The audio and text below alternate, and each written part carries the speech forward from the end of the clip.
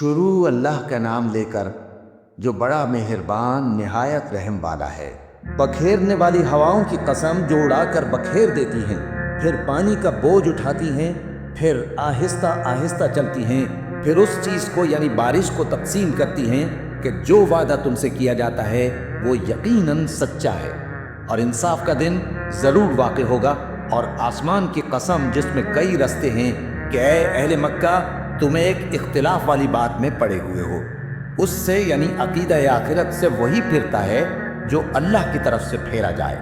اٹکل دوڑانے والے ہلاک ہوں جو بے خبری میں بھولے ہوئے ہیں، پوچھتے ہیں کہ جزا کا دن کب ہوگا؟ وہ دن ہوگا جب ان کو آگ میں عذاب دیا جائے گا۔ اب اپنی شرارت کا مزہ چکھو، یہ وہی ہے جس کے لیے تم جلدی مچایا کرتے تھے۔ بے شک پرہیزگار بہشتوں اور چشموں میں ہوں گے، اور جو نعمتیں ان کا پروردگار انہیں دیتا ہوگا انہیں لے رہے ہوں گے۔ بے شک وہ اس سے پہلے نیکیاں کرتے تھے، رات کے تھوڑے سے حصے میں سوتے تھے اور صبح کے اوقات میں بخشش مانگا کرتے تھے، اور ان کے مال میں مانگنے والوں اور نہ مانگنے والوں دونوں کا حق ہوتا ہے۔ اور یقین کرنے والوں کے لیے زمین میں بہت سی نشانیاں ہیں، اور خود تمہاری جانوں میں۔ تو کیا تم دیکھتے نہیں؟ اور تمہارا رزق اور جس چیز کا تم سے وعدہ کیا جاتا ہے آسمان میں ہے، تو آسمان اور زمین کے مالک کی قسم، یہ اسی طرح قابل یقین ہے جس طرح تم بات کرتے ہو۔ اے نبی، کیا تمہارے پاس ابراہیم کے معزز مہمانوں کی خبر پہنچی ہے؟ جب وہ ان کے پاس آئے تو سلام کہا، انہوں نے بھی جواب میں سلام کہا۔ دیکھا تو ایسے لوگ کہ نہ جان نہ پہچان۔ پھر وہ اپنے گھر جا کر ایک بھنا ہوا موٹا بچڑا لائے اور کھانے کے لیے ان کے آگے رکھ دیا۔ کہنے لگے کہ آپ تناول کیوں نہیں فرماتے؟ اور ان سے خوف محسوس کیا۔ انہوں نے کہا کہ خوف نہ کیجیے، اور ان کو ایک دانشمند لڑکے کی بشارت سنائی۔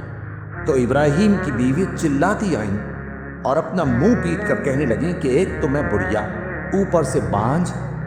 انہوں نے کہا تمہارے پروردگار نے یوں ہی فرمایا ہے، وہ بے شک صاحب حکمت ہے، خبردار ہے۔ ابراہیم نے کہا کہ فرشتوں، اب تمہارا اصل کام کیا ہے؟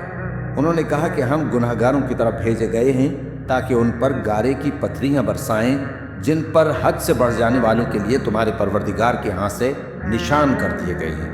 بس وہاں جتنے مومن تھے ان کو ہم نے نکال لیا، پھر اس بستی میں ہم نے ایک گھر کے سوا مسلمانوں کا کوئی گھر نہ پایا، اور جو لوگ عذاب علیم سے ڈرتے ہیں ان کے لیے ہم نے وہاں نشانی چھوڑ دی۔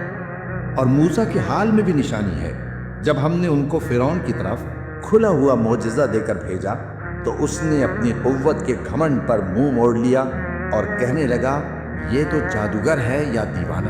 تو ہم نے اس کو اور اس کے لشکروں کو پکڑ لیا اور ان کو سمندر میں پھینک دیا، اور وہ کام ہی قابل ملامت کرتا تھا۔ اور عاد کی قوم کے حال میں بھی نشانی ہے، جب ہم نے ان پر نامبارک ہوا چلائی، وہ جس چیز پر چلتی اس کو ریزہ ریزہ کیے بغیر نہ چھوڑتی۔ اور قوم سمود کے حال میں بھی نشانی ہے، جب ان سے کہا گیا کہ ایک وقت تک فائدہ اٹھا لو، بس انہوں نے اپنے پروردگار کے حکم سے سرکشی کی، سو ان کو کڑک نے آ پکڑا اور وہ دیکھ رہے تھے۔ پھر وہ نہ تو کھڑے رہنے کی طاقت رکھتے تھے اور نہ مقابلہ کر سکتے تھے، اور اس سے پہلے ہم نوح کی قوم کو ہلاک کر چکے تھے۔ بے شک وہ نافرمان لوگ تھے۔ اور آسمان کو ہم ہی نے اپنی قدرت سے بنایا، اور ہم کو ہر طرح کی قدرت ہے۔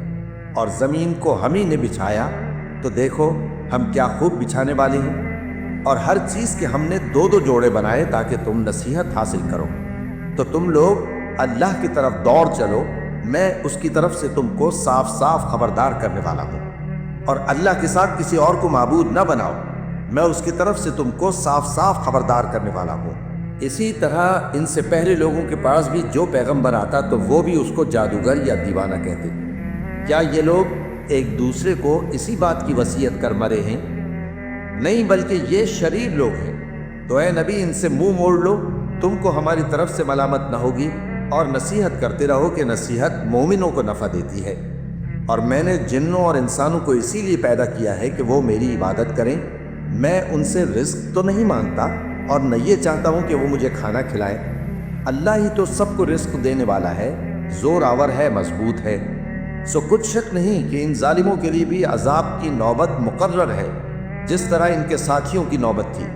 تو ان کو مجھ سے عذاب جلدی نہیں طلب کرنا چاہیے، پھر جس دن کا ان کافروں سے وعدہ کیا جاتا ہے اس سے ان کے لیے خرابی ہے۔